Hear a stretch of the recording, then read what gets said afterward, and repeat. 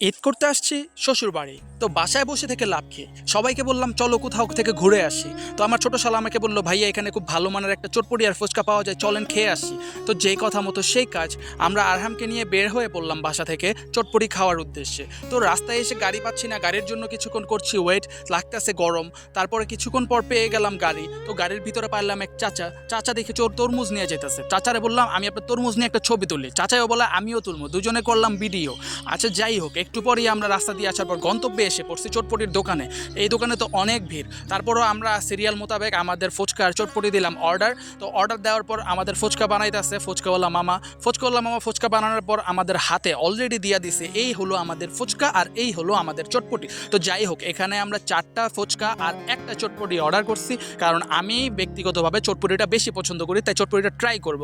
আচ্ছা, এর আগে আমি ভাবতেছি যে আগে একটু ফুচকাটা খেয়ে দেখি যে ফুচকাটা কেমন, যেহেতু অনেক ফেমাস। তো ফুচকাটা খাওয়ার জন্য আগে ফুচকার ভিতরে আমি একটু টক দিয়ে দিতেছি, টকটা ছিল অনেক গরম। তারপরে ফুচকার ভিতর টকটা দেওয়ার পর আমি যখন ফুচকার প্রথম বাইটটা নিলাম, আমার কাছে মনে হচ্ছে না সত্যি ফুচকাটা সত্যি খুবই অসাধারণ। এটা আসলে আমি 10-এ 9 দিতে পারি, ফুচকার টেস্টটা খুবই ভালো। আচ্ছা যাই হোক, এরপরে আমি যখন নেক্সটে আগাবো, মানে চটপটিটা যখন ট্রাই করব, চটপটিটার সামনে নিলাম। তো চটপটিটা যখন মুখে নিলাম, মুখে নেওয়ার পর দেখলাম না চটপটিটা অনেক বেশি গরম। আচ্ছা যাই হোক, আমি প্রথমে টেস্টটা বুঝতে পারিনি, কিন্তু পরের বার যখন চটপটিটা আমি মুখে নিলাম, আমার কাছে মনে হলো আমি জানি জীবনে কত বড় একটা ভুল করে ফেলছি। মানে এত বাজে, মানে ফুচকাটা যতটাই ভালো চটপটিটা অতটাই বাজে। এখন বাজে হইলেই বা কি করার, আমার তো এখানে কিছু করার নেই, কারণ অর্ডার দিয়ে দিয়েছি আর সামনে নিয়ে। আচ্ছা তারপরে এখন কিছু করার নাই, সবার সামনে তো ওরকম ভাবে বলতে পারতেছি না। তারপরে আমি অল্প অল্প করে খাওয়ার ট্রাই করতেছি, দেখি কতটুক বা এটা খাওয়া যায়। তো এটা খাওয়ার জন্য আমি এখন কি করবো ভাই, একটু একটু করে মুখে নিতেছি আর ভাবতেছি কিনা আমি মনে মনে ফালাই দেবো। তারপরেও ভাবলাম যে একটু লাস্ট ট্রাই করে দেখি। তো সবগুলো একবারে মিক্স করলাম, ডিমগুলো সহ ফুচকাগুলো সহ চটপটি একবারে ভালো করে মিক্স করে এটা আমি মুখে নিলাম। মুখে নেওয়ার পর দেখলাম না টেস্টে আহামরি তেমন কোনো পরিবর্তন নাই, আমি বাধ্য হইয়া এটা ফালাই দিছি। তো মুখের টেস্ট হয়ে গেছে নষ্ট।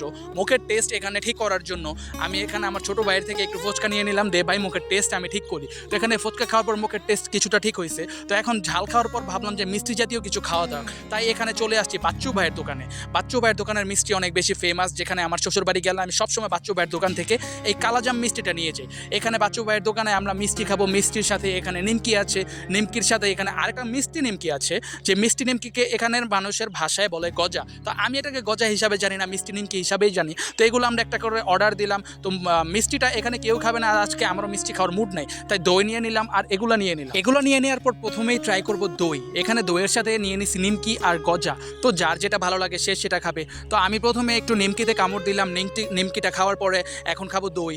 এত আমার কাছে মোটামুটি নিমকিটা মোটামুটি ভালো লাগছে, যদিও প্রয়োজনের থেকে একটু বেশি পাতলা। আমি এত পাতলা নিমকি কখনো খাই নাই। তো এই নিমকিটা অনেক পাতলা, কিন্তু পাতলা হইলে কি হবো, এটার টেস্টে কিন্তু কোনো পরিবর্তন নাই, টেস্টটা মোটামুটি অনেক বেশি ভালো ছিল। তো এখানে দইটা ট্রাই করতেছি, কারণ আমার এই বাচ্চু ভাইয়ের নিজের হাতের বানানো এই কাপ দইটা আমার অনেক বেশি পছন্দ। আমি প্রায় নিজে একা একা এই কাপ দইটা খেতে আসি যখনই আমি এই এলাকার মধ্যে আসি।